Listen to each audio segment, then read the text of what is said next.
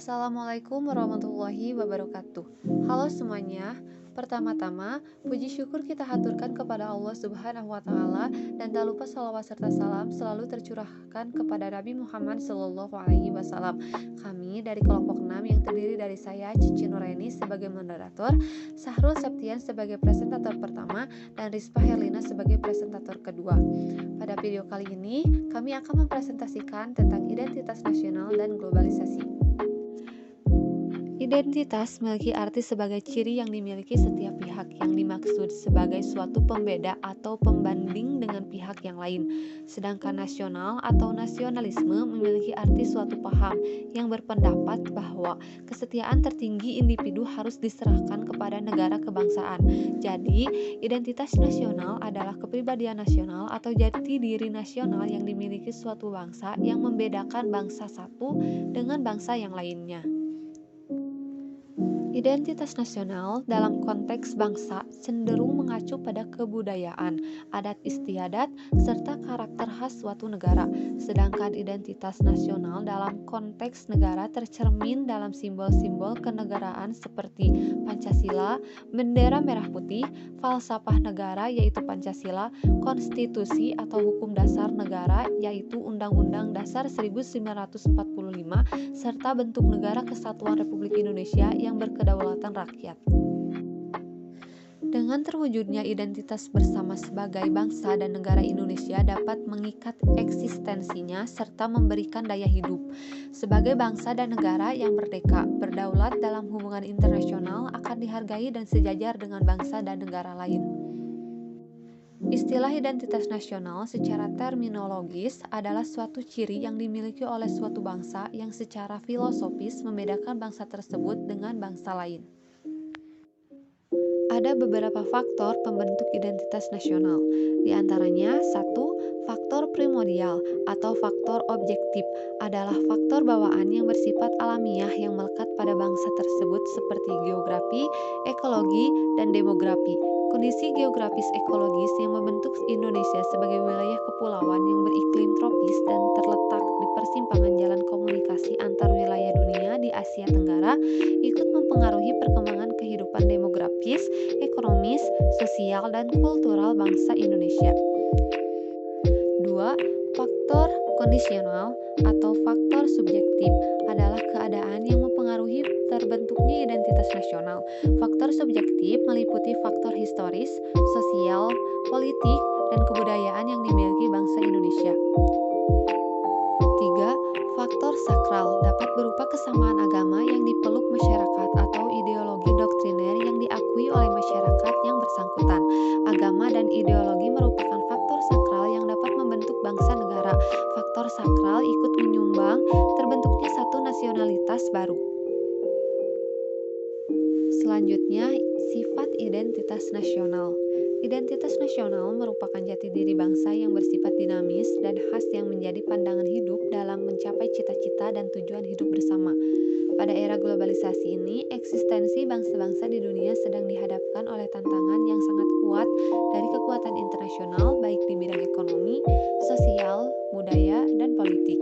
Apabila bangsa tersebut tidak mempunyai atau tidak mampu mempertahankan identitas nasional yang menjadi kepribadiannya, maka bangsa tersebut akan mudah goyah dan terombang-ambing oleh tantangan zaman. Untuk materi selanjutnya akan dijelaskan oleh rekan saya, Sahrul Septian. Dipersilahkan. Hubungan antara identitas nasional dengan karakter bangsa. Identitas kebangsaan atau political unity merujuk pada bangsa dalam pengertian politik, yaitu bangsa negara. Bisa saja dalam negara hanya ada satu bangsa atau homogen, tetapi umumnya terdiri dari banyak bangsa ataupun heterogen. Karena itu, negara perlu menciptakan identitas kebangsaan atau identitas nasional yang merupakan kesepakatan dari banyak bangsa di dalamnya. Identitas nasional dapat berasal dari identitas satu bangsa yang kemudian disepakati oleh bangsa-bangsa lainnya yang ada dalam negara itu atau juga dari identitas beberapa bangsa atau negara. Kesediaan dalam kesetiaan warga bangsa negara untuk mendukung identitas nasional perlu ditanamkan dipupuk, dan dikembangkan terus-menerus. Sebagai warga negara Indonesia, kita perlu mengetahui proses terjadinya pembentukan negara ini, sehingga dapat menambah kecintaan kita pada tanah air ini. Dengan demikian, dapat disimpulkan bahwa faktor-faktor yang penting bagi pembentukan bangsa Indonesia antara lain: 1. Adanya persamaan nasib, yaitu penderitaan bersama di bawah penjajahan bangsa asing lebih kurang selama 350 tahun.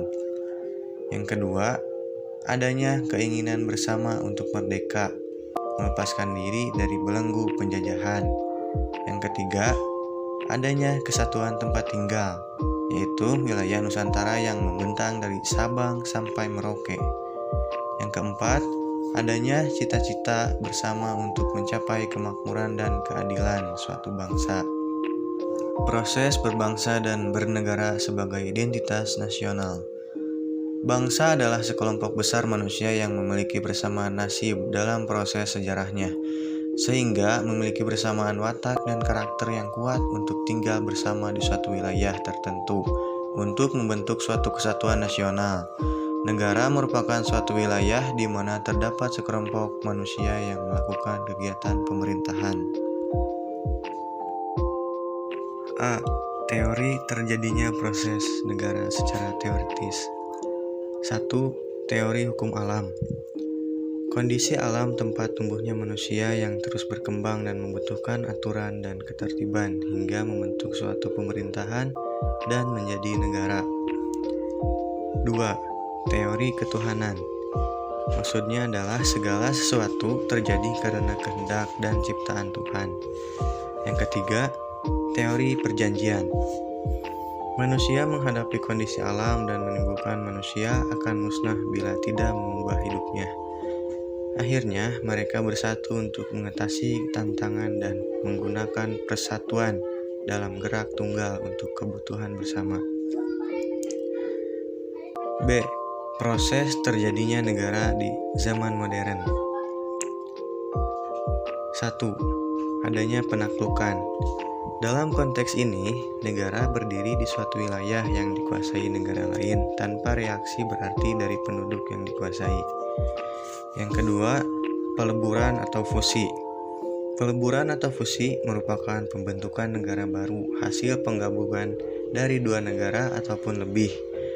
Fusi biasanya terjadi pada negara atau bangsa yang bersaudara, yang karena tuntutan sejarah dan persamaan ras menyebabkan keduanya mengalami penggabungan. Sebagai contoh yaitu Jerman Barat dan Jerman Timur yang sempat terpisah akibat perbedaan ideologi, bergabung kembali menjadi negara Jerman pada awal tahun 1090-an. Yang ketiga, pemecahan. Pemecahan merupakan pembentukan negara-negara baru yang terjadi akibat negara sebelumnya atau negara lama mengalami perpecahan atau pembubaran. Negara-negara baru dibentuk dari negara lama yang bubar dan lenyap. Contohnya, sebagaimana yang terjadi pada negara Uni Soviet, Yugoslavia, dan Cekoslovakia.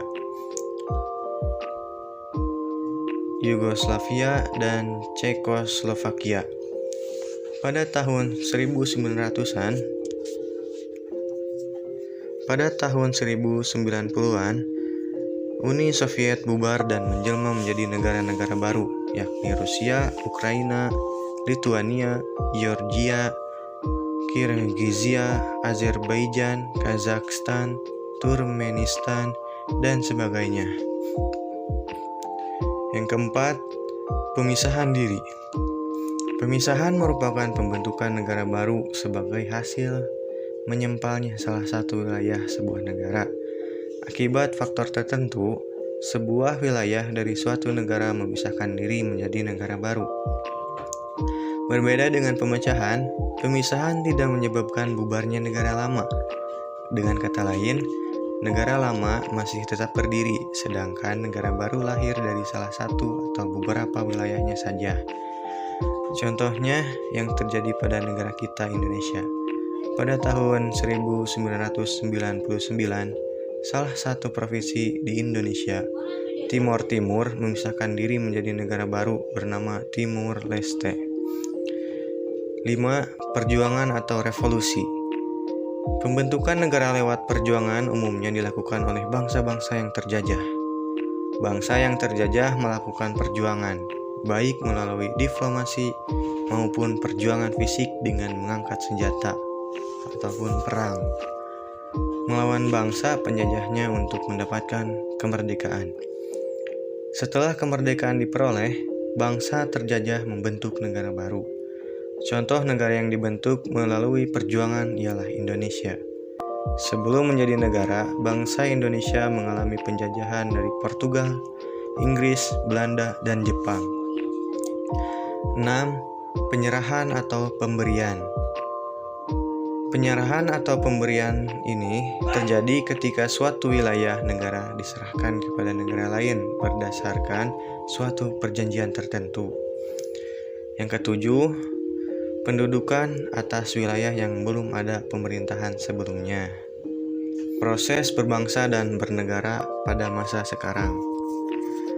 Proses berbangsa dan bernegara pada masa sekarang erat kaitannya dengan hakikat pendidikan kewarganegaraan, yaitu upaya sadar dan terencana untuk mencerdaskan kehidupan bangsa bagi warga negara dengan menumbuhkan jati diri dan moral bangsa sebagai landasan pelaksanaan hak dan kewajiban dalam bela negara demi kelangsungan kehidupan dan kejayaan bangsa dan negara. Sehingga dengan mencerdaskan kehidupan bangsa, memberi ilmu tentang tata negara, menumbuhkan kepercayaan dan jati diri bangsa serta moral bangsa, maka takkan sulit untuk menjaga kelangsungan kehidupan dan kejayaan Indonesia dalam proses berbangsa dan bernegara. Dalam proses berbangsa dan bernegara itu juga diperlukan penciptaan identitas bersama. Identitas sebagai bangsa dan negara Indonesia dapat dilihat pada bendera negara, yaitu sangsaka merah putih, lambang negara yaitu Garuda Pancasila, slogan atau semboyan yaitu Bhinneka Tunggal Ika, sarana komunikasi atau bahasa negara yaitu bahasa Indonesia, lagu kebangsaan yaitu Indonesia Raya, pahlawan-pahlawan rakyat pada masa perjuangan. Pengertian politik identitas. Politik identitas adalah nama untuk menjelaskan situasi yang ditandai dengan kebangkitan kelompok-kelompok identitas sebagai tanggapan untuk referensi yang memarginalisasikan mereka di masa lalu. Identitas berubah menjadi politik identitas ketika menjadi basis perjuangan. Identitas bukan hanya persoalan sosio-psikologis, namun juga politis. Ada politisasi atau identitas. Identitas yang dalam konteks kebangsaan seharusnya digunakan untuk merangkum kebinekaan bangsa ini. Namun justru mulai tampak penguatan identitas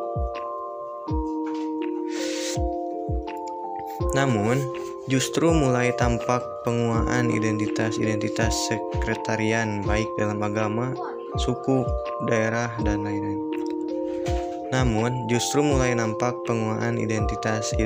Sekretarian baik dalam agama, suku, daerah, dan lain-lain. Identitas yang menjadi salah satu dasar konsep kewarganegaraan adalah kesadaran atas kesetaraan manusia sebagai warga negara. Identitas sebagai warga negara ini menjadi bingkai politik untuk semua orang, terlepas dari identitas lain ataupun yang dimilikinya seperti identitas agama, etnis, daerah, dan lain-lain. Politik identitas merupakan rumusan lain dari politik perbedaan. Kemunculan politik identitas merupakan respon terhadap pelaksanaan hak-hak asasi manusia yang seringkali diterapkan secara tidak adil. Secara teoritis, munculnya politik identitas merupakan fenomena yang disebabkan oleh banyaknya faktor seperti aspek struktural berupa disparitas ekonomi masa lalu dan juga masih berlanjutnya kesulitan ekonomi saat ini yang telah memberikan alasan pembenaran upaya pemisahan diri sebuah kelompok primordial yang bertautan dengan aspek keterwakilan politik dan institusional. Politik identitas didasarkan pada esensialisme strategis, di mana kita bertindak seolah-olah identitas merupakan entitas yang stabil demi tujuan politis dan praktis tertentu. Globalisasi menurut Kamus Besar Bahasa Indonesia adalah proses masuknya ke ruang lingkup dunia. Globalisasi adalah tersebar luasnya pengaruh ilmu pengetahuan dan kebudayaan yang ada di setiap penjuru dunia ke penjuru dunia yang lain, sehingga tidak jelas lagi batas-batas yang jelas dari suatu negara. Anthony Giddens mengemukakan bahwa semua hal yang terjadi, yakni hubungan sosial, akhirnya menjadi intens antar penduduk di dunia ini dan menghubungkan satu peristiwa dengan peristiwa lainnya yang menghasilkan dampak timbal balik antara satu wilayah dengan wilayah yang lainnya, sehingga berkembang luas sampai aspek-aspek kehidupan antara keduanya. Yang selanjutnya, karakteristik globalisasi. Yang pertama, adanya perbedaan memaknai ruang dan waktu. Globalisasi membuat batas ruang dan waktu menjadi hilang karena komunikasi dan informasi bisa dilakukan dengan mudah dan cepat tanpa batasan jarak dan waktu. Kedua, perekonomian antar negara saling bergantung. Ekonomi negara-negara saling bergantung satu sama lain karena umumnya produksi produk tertentu dilakukan di negara lain dengan biaya produksi yang lebih rendah. Ketiga, pertukaran informasi menjadi lebih cepat. Ciri utama globalisasi adalah adanya kemudahan akses informasi yang bisa didapatkan dengan cepat dan mudah. Yang keempat, timbulnya masalah bersama secara global. Globalisasi akan memunculkan timbulnya masalah bersama yang jadi isu global, misalnya seperti isu pemanasan global, isu kerusakan lingkungan, dan isu monopoli sumber daya tertentu.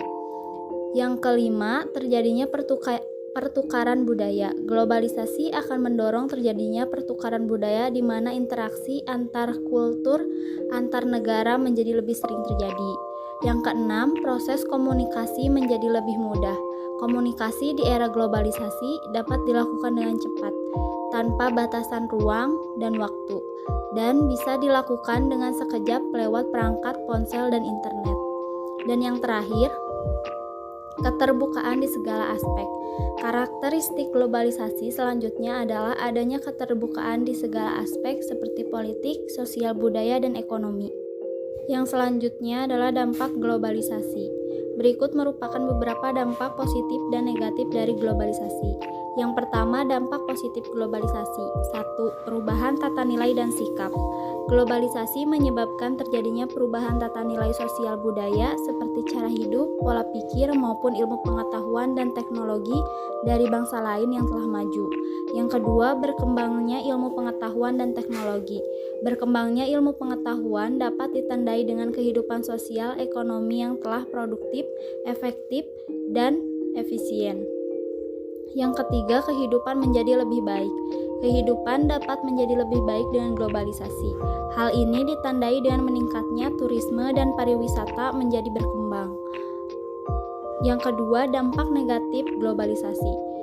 1. Lunturnya nilai budaya asli. Lunturnya budaya asli dapat ditandai dengan hal-hal berikut.